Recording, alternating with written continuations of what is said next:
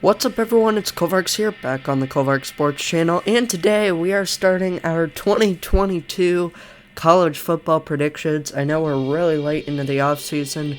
The season starts 2 weeks from today, the day I'm uploading this, but I wanted to go ahead and make some videos every day until the season starts on August 27th. I'll be uploading a predictions video, and then starting the next week, I'll start doing my weekly polls that I plan on doing each week. Plus, I'll be wrapping up some playoff predictions and stuff that week as well. Since it's just week 0, that it won't change anything, because it's not like Alabama or Georgia are playing that week. But yeah, so you guys can have that to look forward to. I'm super excited to start this again. The summer just got away from me, so I won't be able to do the amount of content I hoped I'd be able to do, but I'm still going to get some stuff out. We're starting today with my favorite team like I did last year, the Nebraska Cornhuskers. It's not been a great past few years. They haven't made a bowl game in the Scott Frost era to this point. It's just been a really difficult time for Cornhusker fans. Maybe this is the year. We're going to go over the roster and give you our predictions today. Looking at said roster, they lose quite a bit. Some examples being JoJo Doman and Cam Taylor-Britt on the defense. The defense was actually pretty decent last year. They are really good statistically. And so, that kept them in games. And as we saw last year, they went 3-9. All 9 of those losses were within 9 points or less. So this team really could have went 12-0 if you just flipped all those games around, and it's not that unreasonable to think they could have. Every game besides the Ohio State game was an 8-point, possession game. But looking at this roster, they lose Adrian Martinez.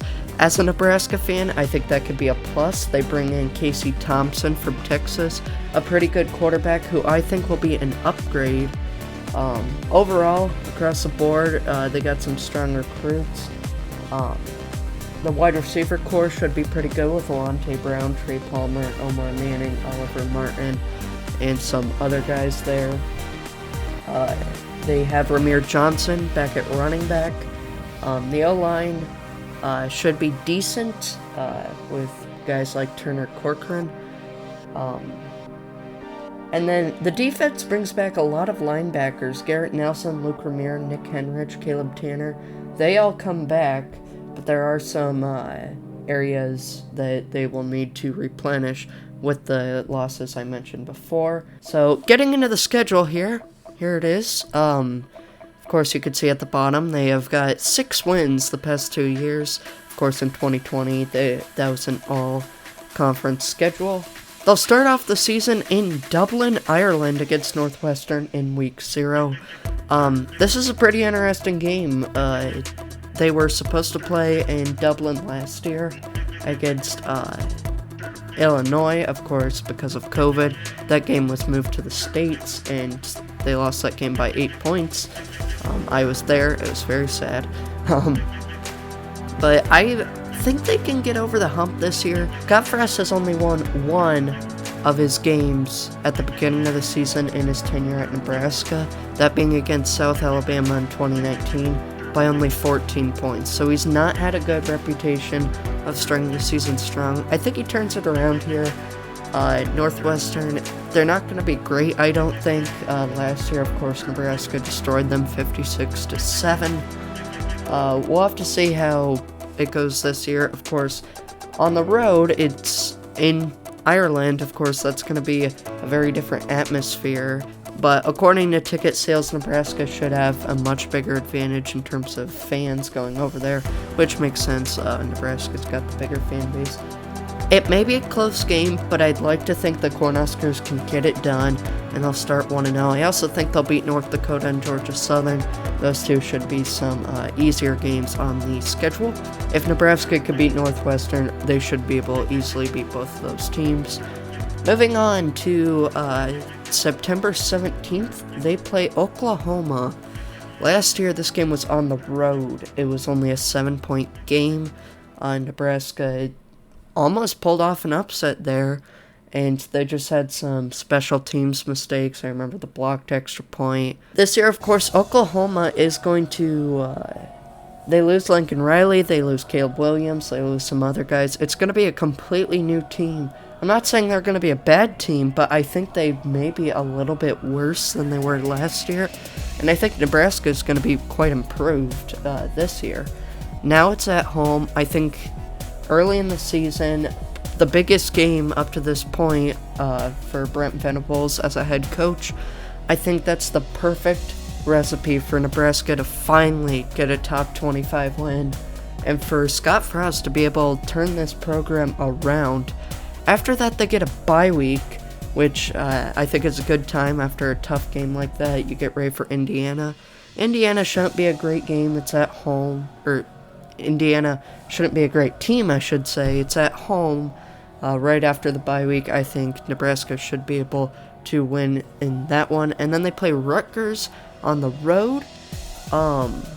Rutgers not going to be a great team. This is actually on a Friday night in Piscataway. My notes on the road, but we've seen Nebraska fans travel, and I think that there's going to be just as many, if not more, Nebraska fans at this game. So it may be close since it's on the road, but I like Nebraska in that one. And then they play Purdue on the road. Looking at this schedule so far, they're 6-0. This team is probably ranked very high. This may seem optimistic, but when you look through these first 6 games, the only game that jumps off the page is Oklahoma, and like I said before, that game sets up really nicely for Nebraska. But we know Nebraska, under Scott Frost, they've choked a lot of games. Purdue's going to be a good team this year. It's on the road. Nebraska's cruising. They feel like they've got a chance to really do something special this year. And the spoiler makers right on the schedule next, being on the road. I think they're able to win this one, giving Nebraska their first loss of the season, knocking a season that, is shaping up to be wonderful for Scott Frost, and his job security gets a little bit derailed, if you could see what I did there. Luckily, they get a bye week after that to recover, very similar to the 2016 situation. That was a pretty good team, Nebraska team. They started the season 6-0, 7-0, something like that, but they hadn't really played anybody too tough. Then they play Wisconsin, who's a little better on the road, and they were able to take that one. I think it's a very similar situation.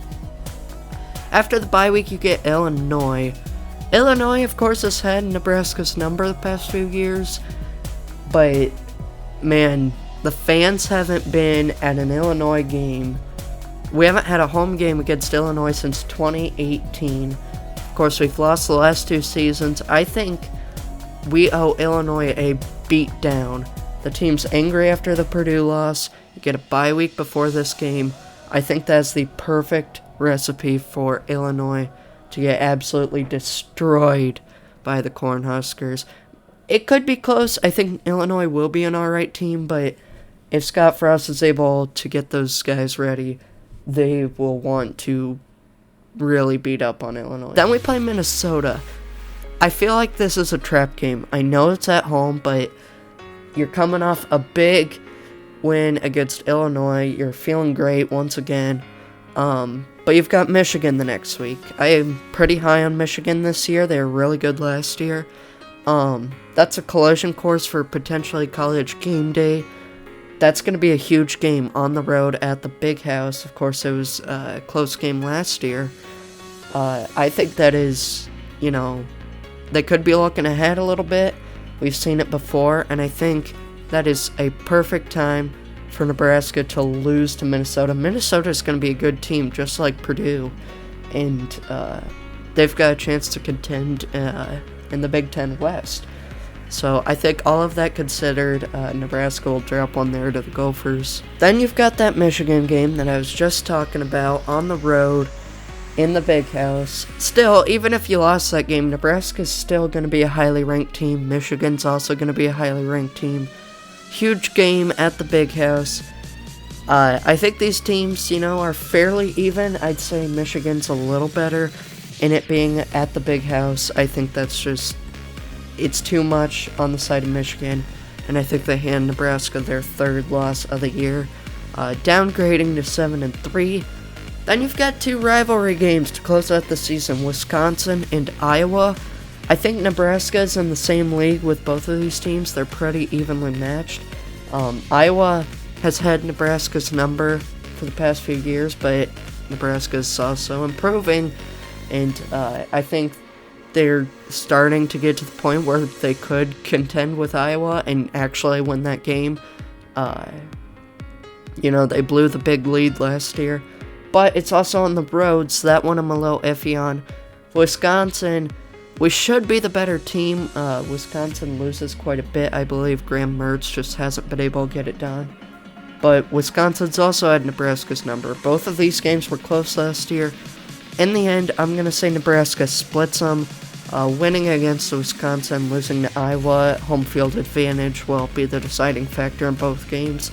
I have Nebraska going 8-4 in 2022, 2 more wins than the previous 2 years combined.